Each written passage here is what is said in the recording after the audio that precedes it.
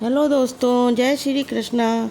दोस्तों, ईश्वर को पाने का सबसे सरल और सहज तरीका है भक्ति। तो दोस्तों, आज हम बात करेंगे भक्ति की कि आज की प्रस्तुति में आप विस्तार पूर्वक जानेंगे कि भक्ति कितने प्रकार की होती है और आप कौन से भक्त हैं।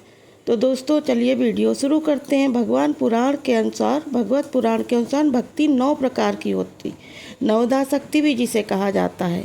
श्रवण भक्ति से तात्पर्य है दोस्तों कि भगवान की लीलाओं और उनकी कथनों को ध्यान पूर्वक सुनना।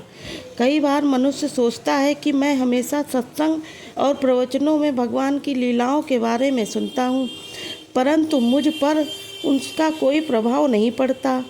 और सत्संग और प्रवचन में अक्सर एक ही बात को दोहराया जाता है दोस्तों, जो मैं पहले जानता हूँ। परंतु मनुष्य को यह नहीं भूलना चाहिए कि वह रोज़ नहाता है। नहाने का भी तरीका एक ही होता है, परंतु फिर भी उसे रोज़ नहाने की आवश्यकता होती है। इसलिए दोस्तों, ताकि वह अपने तन को स्वच्छ रख सके। मैं इसी प्रकार मनुष्य को रोज़ भगवान की लीलाओं और उनके कथनों को हमेशा सुनाना चाहिए, ताकि वह अपने मन और आत्मा को शुद्ध रख सकेंगे।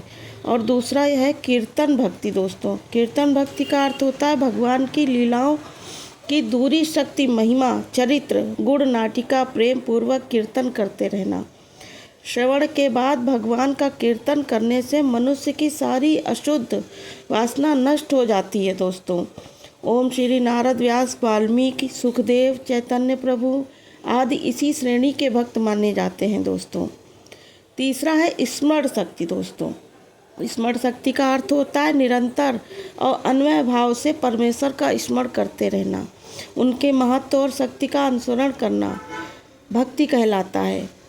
स्मरण भक्ति का पूर्ण अर्थ यह होता है दोस्तों कि वह मनुष्य को सभी कार्य करते समय ईश्वर का स्मरण करते रहना चाहिए। ईश्वर का स्मरण सुख और दुख दोनों में करना चाहिए, क्योंकि कबीरदास ने कहा है दोस्तों कि दुख में सुमिरन सब करे, सुख में करे न कोय। जो सुख में सुमिरन करे तो दुख काहे को होए। तो मनुष्य दुख में नहीं सुख में ईश्वर को नहीं याद करता और दुख में ईश्वर को याद करता है, लेकिन नहीं, ईश्वर को निरंतर स्मरण करता रहे, उसे दुख कभी प्राप्त ही नहीं होगा। चौथा है दोस्तों, पांचवा सेवन भक्ति। 5 सेवन का अर्थ होता है भगवान के चरणों को हमेशा सेवा करते रहना।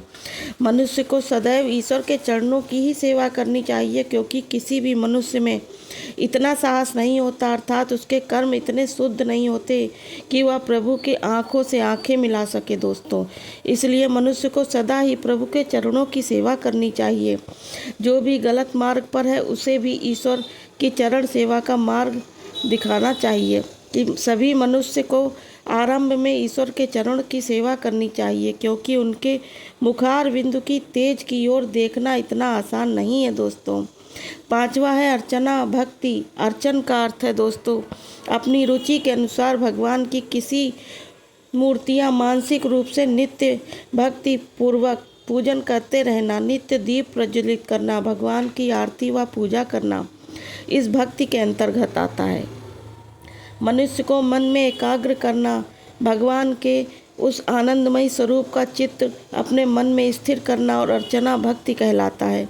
छठा है वंदना भक्ति। वंदना भक्ति का अर्थ है दोस्तों ऐश्वर्य समस्त जगत को ईश्वर का स्वरूप समझकर नमस्कार करना है। कि नमस्कार का अर्थ केवल मस्तक झुका लेना नहीं होता दोस्तों, इंद्रिय, मन और बुद्धि को नम्रता से मस्तक झुकाकर नमस्कार करना होता है। नमस्कार करते समय मन में 2 बातें होती हैं, कामना और निर्णय। एक अच्छी कामना और एक अच्छा निर्णय प्राप्त करना ही सही नमस्कार कहलाता है दोस्तों। जहाँ पर इंद्रियां, मन और बुद्धि एकजुट होकर अंतर अभाव का अनुभव करते हैं, वह नम्रता कहलाता है।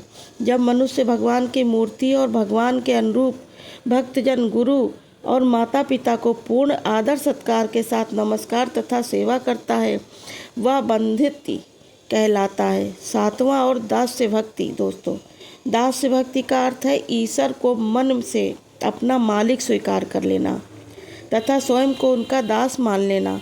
भगवान को अपना सर्वस्व मानकर लेना दास्य भक्ति कहलाता है दोस्तों। दास्य भक्ति में उपकार की भावना और कृतज्ञता होती है दोस्तों। जो भक्त कहता है कि भगवान मैं आपका दास हूँ, आपका मुझ पर इतना प्रेम है कि अगर मैं आपको अपने प्राण भी समर्पित कर दूँ तो मतलब मेरा जीवन निर्णय पर आपको छोड़ता हूँ, आप जो भी करेंगे वह मेरे लिए अच्छा ही होगा। हनुमान, लक्ष्मण, अक्रूर, अंधा और यह सभी दास्य भक्ति के ही उदाहरण हैं दोस्तों। तो वह सत्य भक्ति, सत्य का अर्थ है दोस्तों भगवान के साथ मित्रता का संबंध रखना। साख्य भक्ति कि भगवान को अपना परम हितकारी मानकर उन्हें अपना दोस्त मान लेना ही साख्य भक्ति का प्रमाण है। यह अत्यंत सरल भक्ति होती है कि जिस प्रकार अपने दोस्तों के साथ हम संबंध रखते हैं, ठीक उसी प्रकार ईश्वर को अपना मित्र बनाना सच्ची भक्ति कहलाता है।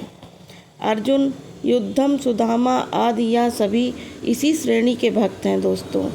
जवाब है आत्मनिवेदन भक्ति। आत्मनिवेदन का अर्थ है अहंकार रहित होकर अपना सर्वस्व ईश्वर को अर्पण कर देना, स्वयं को तन मन से ईश्वर को सौंप देना। यह आत्मनिवेदन या समर्पण भक्ति कहलाता है दोस्तों। आत्मनिवेदन भक्ति की सबसे उत्तम अवस्था मानी गई है दोस्तों। इस वीडियो में आपने जाना कि भक्ति कितने प्रकार की होती है। और हेलो दोस्तों, ईश्वर के प्रति अपनी श्रद्धा और उनके प्रति प्रेम और की भावना रखना ही भक्ति है। तो दोस्तों आज की वीडियो यहीं तक, बाकी फिर अगले वीडियो में चैनल को सब्सक्राइब कर दीजिएगा। Okay, bye bye.